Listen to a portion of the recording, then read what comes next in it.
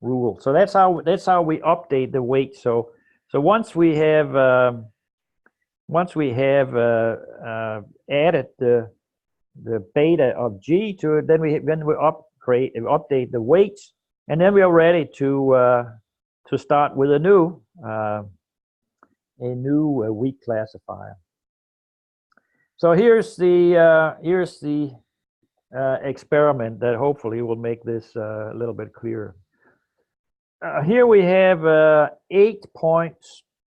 Red ones are -1s, and the blues are +1s. And we start out by all the weights having all the weights being the same, and I'm always choosing my weights to add up to 1. So that just means I divide by the sum of all of them. So these all have weights 1/8. So I start with my weak classifier here. The weak classifier here is just G1.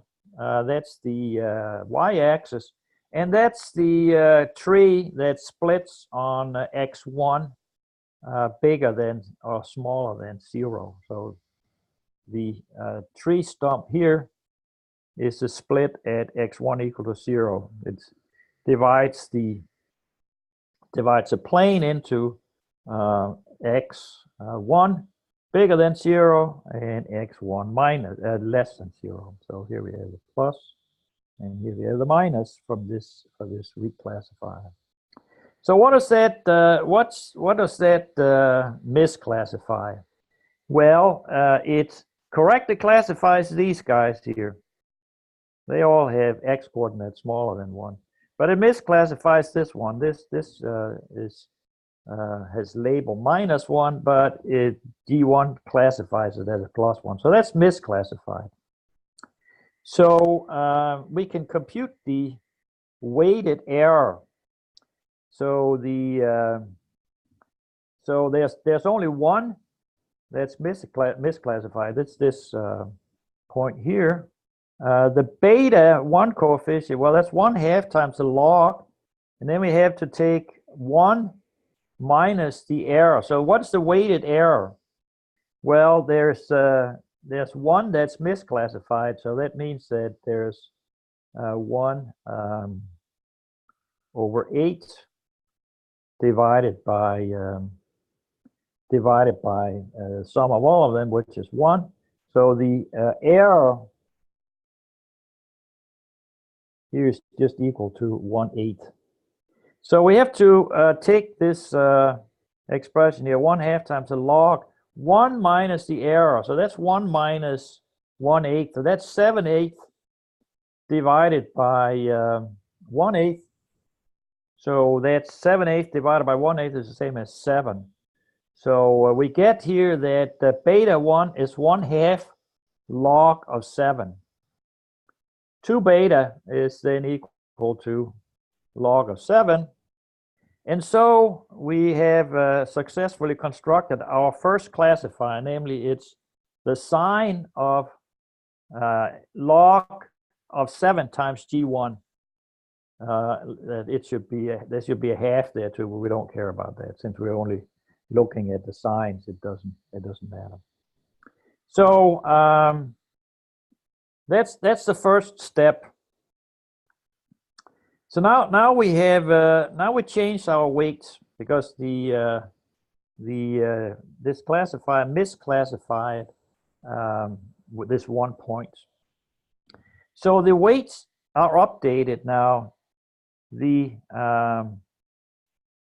weight W1, so the weight for this point here that was misclassified, is updated. The old weight was 1/8, and then times x of 2 beta 1.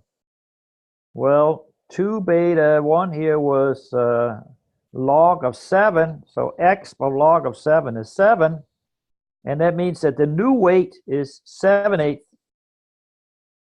So this point here next time gets a weight of 7/8, and all the other weights are unchanged. Now again, I want to normalize them to get them to sum up to 1. So I sum up all the weights. It's 7/8 plus 7 times 1/8. It's 14/8, and I divide this into all of them to get them to sum up to 1. So I get 7/8 divided by 14/8. That's a half, and all the other weights are they get weight 1/14. So in my new situation, I have my weak classified D1 here, and I now change the weight here. Now this point here has changed its weight to 1/2, and all the other ones now have weights 1/14. So the next step is to find another weak classifier that minimizes the weighted error here. And I take this G2 here, which is split at 4.75. So this thing here is a Y value equal to 4.75. So that's the split here. And so that divides the plane into these two half planes. The -1 if the x2 value is less than or equal to 4.75, and +1 if it's bigger than 4.75. So what happens with this one? So that misclassifies another point. That misclassifies this point here.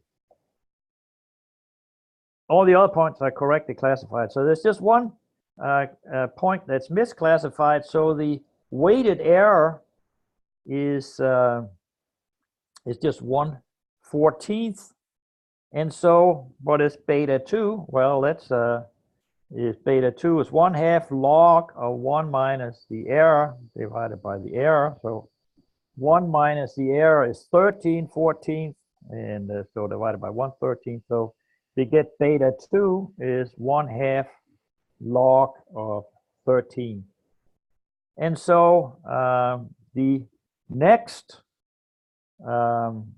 the classifier, we updated classifier now, is the sign of this log of 7 times D1 plus log of 13 times D2. The weights, again, are the only weight that's changed is the weight of this 0.6, 3, because that's the one that's misclassified. Again, all the other weights are unchanged. We normalize them so they sum up to 1. So we have 1. The point from the last step, it still has weight 1/2.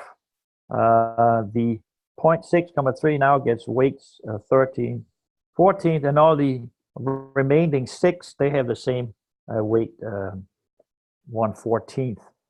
So we sum this up and get 26/14. Normalize it, we get the new weights. This point gets weight 1/2. The point that was misclassified last time gets weight 7/26, and all the other ones get weight 1/26. Then we go on and we take a new one, and here I take this one here that is x1 bigger than 1/2, I believe. No, sorry, that's splitting at x1 equal to 2. So we're splitting at x1 equal to 2, and we again get 1 point that's misclassified. Now that'll be just this point here, and we can do the whole thing again, and we get a beta 3 that's 1/2 log of 25, and so our new classifier is this. And this classifier actually classifies all the points correctly now. So we have constructed this classifier here that now correctly classifies all the points.